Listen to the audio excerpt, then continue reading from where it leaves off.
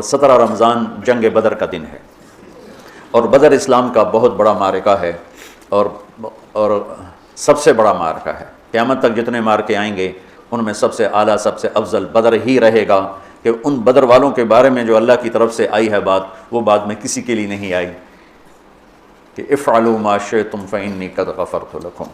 میرے نبی نے فرمایا، اللہ تعالیٰ نے میرے بدر کے ساتھیوں سے فرما دیا ہے، جاؤ جو مرضی کرو میں نے تمہیں معاف کر دیا۔ افعلوا ما شئتم، جو مرضی کرو میں نے تمہیں معاف کر دیا۔ یہ صرف انہی کو کہا گیا ہے اور کسی کو نہیں کہا گیا، اور اللہ کے نبی کی طرف سے جو ایک گواہی ان کے لیے آئی وہ بھی پھر قیامت تک نہ پہلے کسی کے لیے تھی نہ آئندہ کسی کے لیے ہے، کہ آپ 17 رمضان کی رات کو، شب جمعہ تھی، جمعے کے دن جنگ ہوئے، جمعہ تو آج گزر گیا، 16 رمضان تھا، تو آپ ہاتھ اٹھا رہے ہیں اور بے کہا ان تہلک هذه العصابۃ فلن تعبد، میرے مولا اگر یہ لوگ تو نے ہلاک کر دیے پھر تیرا نام لینے والا کوئی نہیں رہے گا۔ اتنی بڑی بات ان 313 پر میرے نبی نے فرمائی، ان تہلک هذه العصابہ، اگر یہ ہلاک ہو گیا نا پھر میرے مولا پھر تیرا نام لینے والا کوئی نہ رہے گا۔ یہ بات کسی کے لیے نہیں فرمائی، کسی کے لیے نہیں فرمائی، صرف ان 313 کے لیے فرمائی کہ جتنے اہم لوگ ہیں، یہ اسلام کی بنیاد ہیں، اساس ہیں، اثاثہ ہیں، اگر یہ شکست کھا گیا اور مارا گیا تو پھر یا اللہ تیرا نام بھی دنیا سے گیا۔ تو آپ نے ہجرت فرمائی نبوت کے 14ویں سال، 27 صفر نبوت کا 14واں سال تھا اور ستمبر کا مہینہ تھا، جب آپ 622 عیسوی اور ہجرت کا پہلا سال سمجھ لیں، آپ مدینہ پہنچے تو ایک ریاست کی شکل قائم ہو گئی۔ قریش نے مٹانے کے لیے تیاری شروع کی اور ابو سفیان کو بھیجا، ہر گھر سے عورتوں نے سونے کے زیور دے دیے کہ جا کے ہتھیار خرید کے لاؤ، ہم مدینے والوں کے خلاف جنگ کریں گے۔ یہ 40 آدمیوں کا قافلہ جب شام سے واپس آیا تو مدینہ راستے میں پڑتا تھا، تو خبر ملی تو اللہ کے نبی نے فرمایا کہ ابو سفیان کے قافلے کو روکا جائے، یہ ہتھیار ہمارے خلاف استعمال ہوں گے تو اس پر قبضہ کر کے ہمیں اپنے فائدے میں اس کو استعمال کرنا چاہیے۔ یہ آپس میں مشاورت ہوئی تو مسجد میں جتنے لوگ بیٹھے تھے ان سے فرمایا چلو بھائی، کوئی تیاری نہیں، کوئی اس کے لیے اعلان جنگ نہیں، اور فرمایا کہ 3 میل کے دائرے میں جس کی وہ سواری ہے تو وہ لے لے اور باقی ویسے ہی چلو۔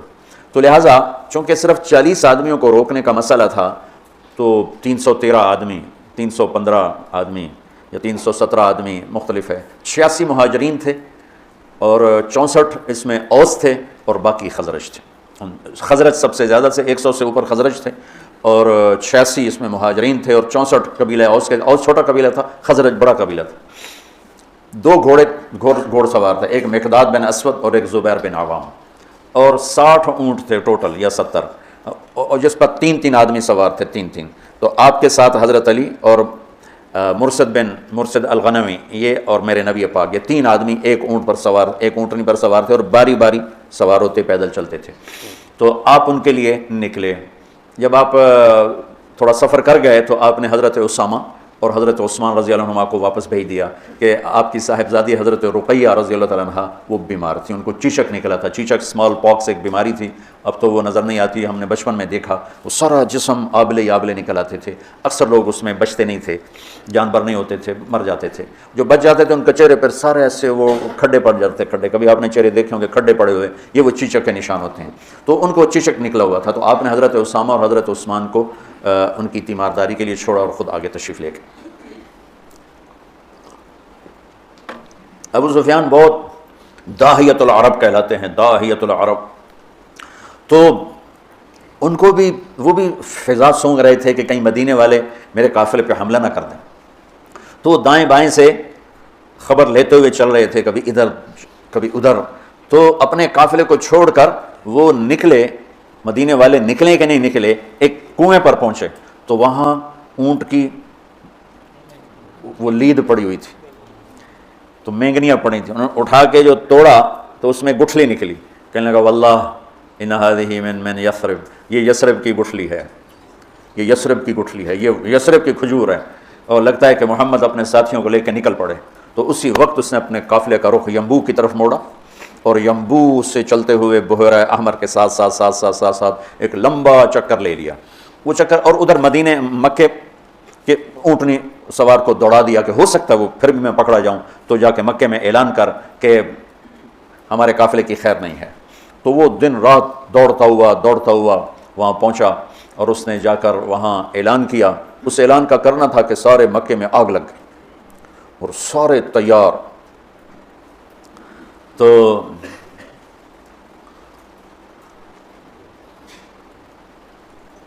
بنو عباس بنو ہاشم کچھ مسلمان ہوئے تھے کچھ نہیں ہوئے تھے, وہ تیار نہیں تھے, لیکن حضرت عباس اندر سے مسلمان ہو چکے تھے, لیکن وہ اپنی قوم کے پریشر میں آ کر وہ بھی ساتھ نکلے ہوئے تھے. اور اخنس بن شریک بنو زہرہ کا سردار تھا, اس کے بھی 300 آدمی ساتھ نکلے ہوئے تھے. لیکن جب کچھ سفر ہو گیا تو ابو سفیان کا پیغام پہنچا کہ ہم مدینے والوں کی اس سے خطرے سے نکل گئے ہیں, تو لہذا تم واپس آ جاؤ. تو جب یہ پیغام, تو حکیم بن حزام رضی اللہ عنہ بعد میں مسلمان ہوئے, انہوں نے کہا اب تو ضرورت نہیں ہے جنگ کی, وہ قافلہ واپس نکل گیا ہے تو ہم واپس چلیں. تو ابو جہل نے کہا نہیں, ہم بدر جائیں گے, وہاں لونڈیاں نچائیں گے, شرابیں پئیں گے, اونٹ ذبح کر کے کھائیں گے اور اپنا جشن منا کے پھر واپس آئیں گے, اس سے پہلے کبھی ہم واپس نہیں جائیں گے. تو یہ اس سے اپنے ہی تکبر اور ظلم میں آگے چلتے آئے. اور حکیم بن حزام تھے, انہوں نے بہت منت کی کہ ایسا مت کرو, واپس چلو, جنگ اچھی نہیں ہوتی. لیکن وہ ابو جہل کے دماغ میں کوئی بات آئی نہیں, وہ اپنے لشکر کو لے کے نکلتا چلا آیا. اللہ کے نبی بدر کے قریب پہنچے تو ادھر وہ 1000 یہ 313, اس میں 100 گھوڑے, یہاں 2 گھوڑے, یہاں 8 تلواریں, ادھر 600 تلواریں. وہ تو پورے مسلح ہو کے نکلے تھے. اور یہاں وَإِنَّ فَرِيقًا مِّنَ الْمُؤْمِنِينَ لَكَارِهُونَ, اور یہاں جب پتہ چلا کہ سامنے ابو سفیان نہیں ہے, اب تو ابو جہل ہے, تو ہمارے پاس تو تیاری کوئی نہیں ہے. تو کچھ مسلمان گھبرانے لگے کہ اب کیا ہو. ابو ہریرہ رضی اللہ عنہ کی پہلی جنگ تھی موتا, اس میں روم تھا 1 لاکھ, صحابہ تھے 3000, 1 لاکھ. تو ابو ہریرہ کا رنگ بدلنے لگا. ثابت بن اقرم انصاری پاس کھڑے تھے, کہنے لگے ابو ہریرہ کأنک تری جموعا کثیرا, لگتا ہے بڑے بڑے لشکر دیکھ کے ڈر رہے ہو. کہنے لگا ہاں. کہنے لگے لم تشہد بدرن, تو بدر میں ہوتا نا تو آج ڈرتا نہیں. ان لا ننصر بالکثرہ, ہم کثرت کی بنیاد پہ فتح نہیں پاتے, ہم اللہ کی مدد کی بنیاد پہ فتح پاتے ہیں. تو بدر کی جنگ جو تھی نا, وہ دشمن کا خوف نکالنے کے لیے تھی اور اللہ کی مدد دکھانے کے لیے تھی اور اللہ کا غیبی نظام چلانے کے لیے تھی. تو آپ نے پوچھا بولو بھائی کیا کریں, واپس چلیں یا آگے بڑھیں.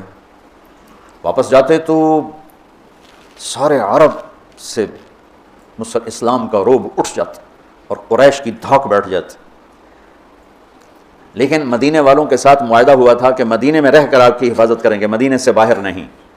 تو لہٰذا اب آپ پوچھ رہے ہیں بولو بھائی کیا کرنا ہے. تو مقداد بن اسود کھڑے ہوئے, یا رسول اللہ, پھر ہم بنو اسرائیل نہیں ہیں کہ ہم کہیں جیسے ان کی قوم نے کہا تھا موسیٰ سے, اذهب انت وربک فقاتلا انا ہاہنا قاعدون, تو جا اور تیرا رب جا کے لڑو, جب فتح ہو جائے سانو ہی سد لے. تو ہم یہ بیٹھے ہیں. تو یا رسول اللہ ہم کہیں گے اذهب انت وربک فقاتلا نحن معک مقاتلون, آپ چلیں, آپ کا رب چلے, آپ تلوار اٹھائیں, ہم ساتھ اٹھائیں گے, آپ کے آگے قربان ہوں گے, پیچھے قربان ہوں گے, دائیں قربان ہوں گے, بائیں قربان ہوں گے, ہماری لاشوں سے گزر کر کوئی آپ تک پہنچے گا, ویسے کوئی نہیں پہنچے گا. تو آپ کا چہرہ کھل گیا. پھر ہم کہا بولو بھائی کیا کرنا ہے.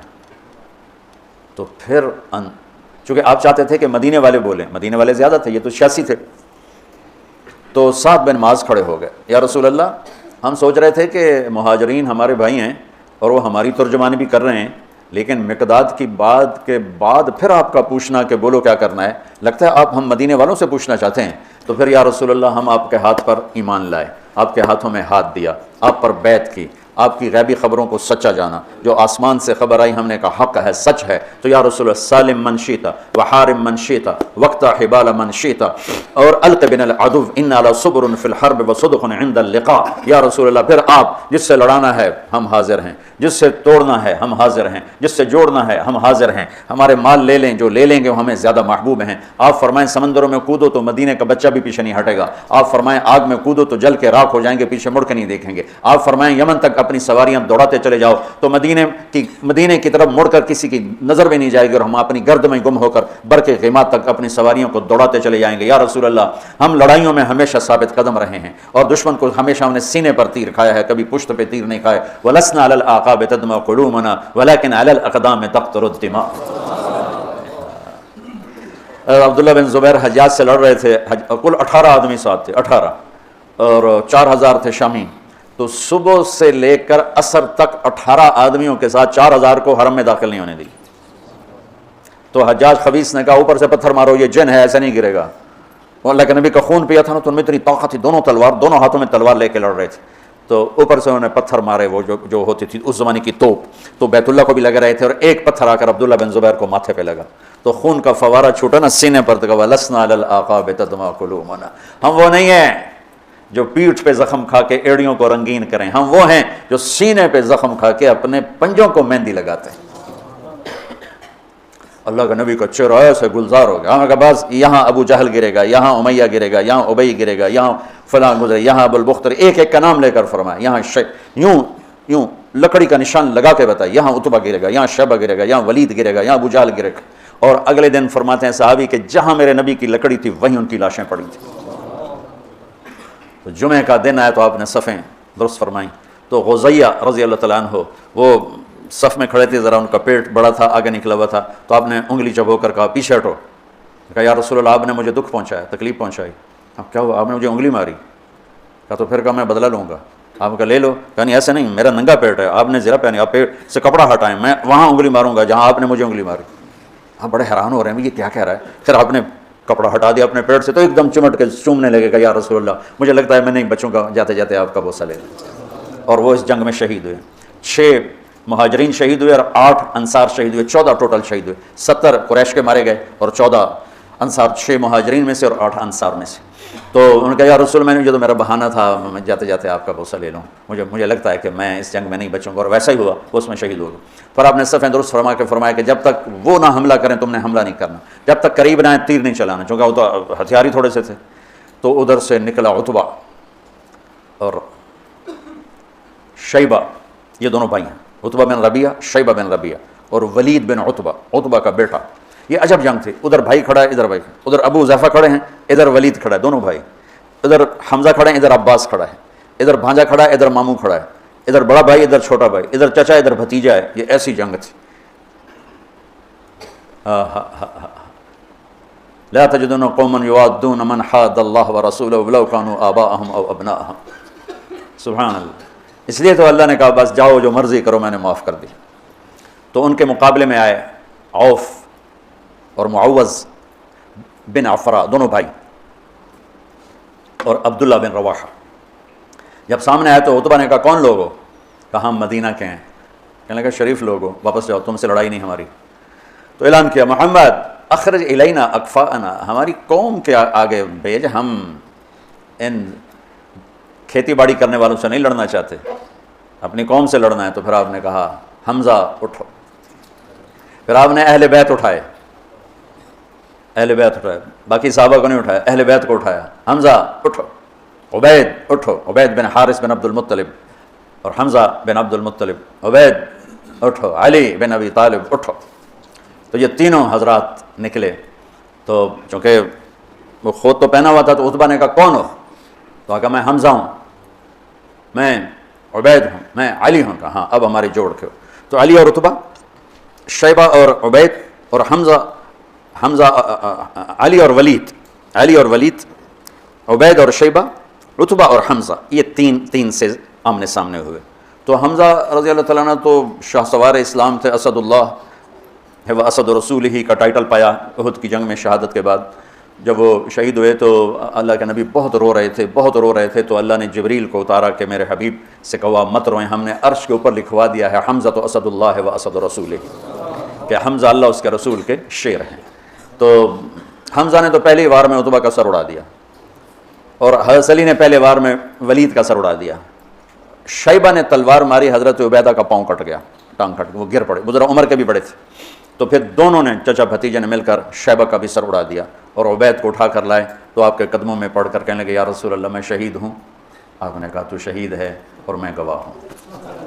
پھر وہ کہنے لگے یا رسول اللہ، اگر آج ابو طالب زندہ ہوتے تو دیکھتے کہ ان کے اس شعر کا میں زیادہ حقدار ہوں، قذبتم وبیت اللہ نبذا محمدا ولما نطاعن حولہ ونناضلی ونسلمہ حتی نسرى حولہ ونذهل عن ابنائنا والحلائل۔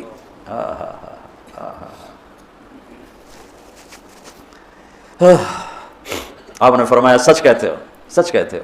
تو پھر یہ واپسی پر چند میل آگے میں ان کی قبر کی زیارت کی ہے، ایک بدو مجھے لے گیا، ویسے تو کوئی وہاں جا نہیں سکتا، یعنی کسی کو پتہ ہی کوئی نہیں ہے کہ یہاں وہ ہستی آرام فرما رہے ہیں، اور اوپر کوئی ٹائٹل نہیں، کوئی نام نہیں، وہ علاقے کا تھا، راستوں کو جانتا تھا، وہ ایک عرب دوست کی جیپ کو، یہ وہ سفر ہے جس میں میں ابوا بھی گیا تھا، یہ وہ سفر، تو اس نے ہماری جیپ سڑک سے نیچے اتاری اور کھڈوں میں سے اور ٹیلوں میں سے گزارتا ایک ویرانے میں قبرستان تھا، ویرانے میں، وہ مجھے وہاں کہا یہ ہے حضرت عبید بن حارث کی قبر، نے مجھے وہاں کھڑا کیا، وہاں میں نے ان کے لیے سلام پیش کیا، دعا کی۔ تو جب یہ تین گرے تو ابو جہل کہنے لگا انہوں نے جلد بازی کی، گھبراؤ نہیں، حملہ کرو۔ تو آپ نے فرمایا تیر سنبھال کے رکھو، جب زد میں پھر تیر چلانا، پھر تیر چلے۔ آپ نے مٹھی اٹھائی، شاہت الوجوہ، اور پھینکی، سب کی آنکھوں میں ریت پڑ گئی۔ جنگ سے پہلے ہوا کا ایک جھونکا آیا، بگول ایسے۔ حضرت علی نے پوچھا یا رسول اللہ یہ کیا ہے؟ آپ نے کہا جبریل 500 فرشتوں کے ساتھ آ گئے۔ پھر تھوڑی بعد دوبارہ یا رسول اللہ یہ کیا ہے؟ کہا میکائیل 500 فرشتوں کے ساتھ آ گئے۔ اذ تستغیثون ربکم فاستجاب لکم انی ممدکم بألف من الملائکۃ مردفین، جب تم نے رب کو پکارا تو اس نے لبیک کہتے ہوئے فرمایا کہ چلو وہ 1000 ہیں، ہم 1000 فرشتے بھیج رہے ہیں۔ پہلے بھی فرشتے آتے تھے، آج بھی فرشتے آ رہے ہیں۔ فرشتے کبھی لڑتے نہیں تھے، صرف روح کی کیفیت پیدا کرتے تھے۔ یہ بدر پہلی جنگ ہے جس میں فرشتوں نے لڑنا ہے، اور فرشتوں کو لڑنا نہیں آتا، تو اللہ ان کو لڑنے کا طریقہ بتا رہا ہے۔ اذ یوحی ربک الی الملائکۃ انی معکم فثبتوا الذین آمنوا سألقی فی قلوب الذین کفروا الرعب۔ اب آگے بتا رہا ہے کہ اب تم نے لڑنا کیسے ہے، فضربوا فوق الاعناق، تم نے تلوار گردن پہ مارنی ہے، وضربوا منہم کل بنان، اگر گردن سے خطا ہو تو پھر ہاتھ کاٹ دینا، کہ ہاتھ کٹے گا تو گرفتار ہو جائے گا، گردن کٹے گی تو اوپر جا کے گرفتار ہو جائے گا، ویسے ہی دنیا سے فارغ ہو جائے گا۔ تو کتنے صحابہ کا فرمان ہے کہ میں نے تلوار اٹھائی اور میری تلوار سے پہلے اس کی گردن اڑ کے وہ گئی۔ فرشتے پہلی دفعہ لڑنے کے لیے آئے، اترتے تھے نبیوں کی مدد کے لیے، لڑتے نہیں تھے۔ یہ آج پہلی جنگ ہے جس میں لڑ رہے ہیں۔ جبریل نے ایک دفعہ پوچھا یا رسول اللہ آپ کے صحابہ میں سب سے افضل کون ہے؟ آپ نے کہا جو بدر میں شریک ہوئے۔ تو جبریل نے کہا آسمانوں کے فرشتوں میں جو 1000 فرشتہ بدر میں آئے وہ سب سے افضل شمار کیا جاتا، سب سے اعلیٰ وہ شمار کیا جاتا۔ تو چند گھڑیاں گزری تھی کہ قریش کے قدم اکھڑ گئے اور 70 ان کے مارے گئے، 70 ان کے قید ہوئے۔ حضرت عباس کا قد اتنا بڑا تھا کہ جب وہ گھوڑے پر بیٹھتے تھے پاؤں زمین پر لگتے تھے، اتنا بڑا قد تھا ان کا، وہ اونٹ پہ سواری کیا کرتے تھے۔ ان کو ایک چھوٹے سے صحابی ابو الیسر انصاری وہ ان کی مشکیں باندھ کے دلا رہے تھے، اور حضرت عباس شرمندہ ہو رہے تھے، ان تو پھونک مار دیتے اڑ جاندہ ہو، اور ان کے بازو باندھ کے لا رہا ہے۔ تو کہنے لگے بھتیجے مجھے اس نے نہیں پکڑا، کوئی زمین آسمان کے درمیان معلق تھا، اس نے میرے ہاتھ پکڑ کے باندھ دی اور اس کو رسی پکڑا دی۔ وہ کہنے لگا نہیں یا رسول اللہ میں نہیں پکڑا اس کو، میں نہیں پکڑا ہے۔ ہم نے کہا چپ کر، اللہ نے فرشتے کے ذریعے تیری مدد کی ہے، فقد ایدک اللہ بملک کریم، چپ کر، اللہ نے فرشتے کے ذریعے تیری مدد کی ہے۔ تو یہ پہلی جنگ تھی جس میں اللہ تعالیٰ نے فتح مبین نصیب فرمائی، اور ان تستفتحوا فقد جاءکم الفتح وان تنتهوا فهو خیر لکم وان تعودوا نعد ولن تغنی عنکم فئتکم شیئا ولو کثرت وان اللہ مع المؤمنین۔ یہ آیات آج بھی انتظار کر رہی ہیں کہ اگر ہم ایمان والے بن جائیں تو اللہ کہتا ہے وان اللہ مع المؤمنین، اگر تم ایمان والے ہو تو ہم تمہارے ساتھ ہیں، اور جب ہم تمہارے ساتھ ہیں پھر کون تمہارے اوپر؟ ان ینصرکم اللہ فلا غالب لکم، اگر ہم تمہاری مدد کریں کون غالب آئے گا؟ وَإِن يَخْذُلْكُمْ، اور اگر ہم تمہیں چھوڑ دیں فَمَنْ ذَا الَّذِي يَنصُرُكُم مِّن بَعْدِهِ، پھر کون ہے جو تمہاری مدد کرے؟ تو یہ بدر کے موقع کی آیات ہیں، اور بدر کے واقع سورہ انفال میں اللہ تعالیٰ نے اس کو خوبصورت طریقے کئی جگہ اللہ نے بیان کیا، یہ انفال میں بڑی تفصیل کے ساتھ اس کو بیان کیا ہے۔ یہ آج کے حوالے سے میں نے تھوڑا سا وہ آپ کے سامنے پیش کر دیا۔ اللهم لك الحمد كما أنت أهله، فصل على محمد كما أنت أهله، وفعل بنا ما أنت أهله، إنك أهل التقوى وأهل المغفرة۔ اللهم ألف بين قلوبنا وأصلحنا وأصلح ذات بيننا، اللهم اكفنا شرهم بما شئت ومن شئت وكيف شئت، اللهم إنا نجعلك في نحورهم ونعوذ بك من شرورهم، اللهم إنا نسألك من خير ما تعلم ونعوذ بك من شر ما تعلم، ونستغفرك لما تعلم إنك علام الغيوب. ربنا آتنا في الدنيا حسنة وفي الآخرة حسنة وقنا عذاب النار. ربنا هب لنا من أزواجنا وذرياتنا قرة أعين واجعلنا للمتقين إماما. یا اللہ تو ہمارے روزے قبول فرما، ہماری تراویح قبول فرما، ہمارا یہ چھوٹا سا خیر کا ایک حلقہ ہے، اسے بھی اپنے خزانوں میں شرف قبولیت عطا فرما. جتنے لوگوں نے ہاتھ اٹھائے ہوئے ہیں، مردوں نے، عورتوں نے، بڑوں نے، چھوٹوں نے، سب کے اٹھے ہاتھ ان کے حق میں قبول فرما. اللہ ہمارے ملک کو پرامن بنا دے، پرامن بنا دے، پرامن بنا دے. آپس کی لڑائیوں کو ختم فرما دے، قتل و غارت کی فضا کو ختم فرما دے، چوری ڈاکے کی فضا کو ختم فرما دے، سود کے اڈے، شراب کے اڈے، بدکاری کے اڈوں کو ختم فرما دے. یا اللہ ہمارے تاجروں کو دیانتداری، سچائی نصیب فرما، ہمارے حکمرانوں کو عدل، انصاف اور دیانت نصیب فرما. یا اللہ تو ہمارے تمام شعبہ جات کی حفاظت فرما. یا اللہ تو مردوں عورتوں کے جتنے بھی یا اللہ روزے رکھ رہے ہیں قبول فرما. جو ابھی تک غافل ہیں کل سے ان کو روزہ رکھنے کی توفیق عطا فرما. جو حرمین میں پہنچے ہوئے ان کی حاضری قبول فرما. آپس کی غلط فہمیوں کو دور فرما، نفرتوں کو دور فرما، عداوتوں کو دور فرما. جو صاحب اولاد نہیں ان کی جھولیوں کو اولاد سے بھر دے، نیک و صالح عطا فرما. جن کو دیے ہے ان کو آنکھوں کی ٹھنڈک بنا. جن کے بچے بچیاں جوان ہیں ان کے نیک رشتے مقدر فرما. جو مقروض ہیں، تنگ دست ہیں، ان کی تنگیاں دور فرما. یا اللہ ہم سب سے راضی ہو جا. وصلی اللہ تعالی نبی الکریم.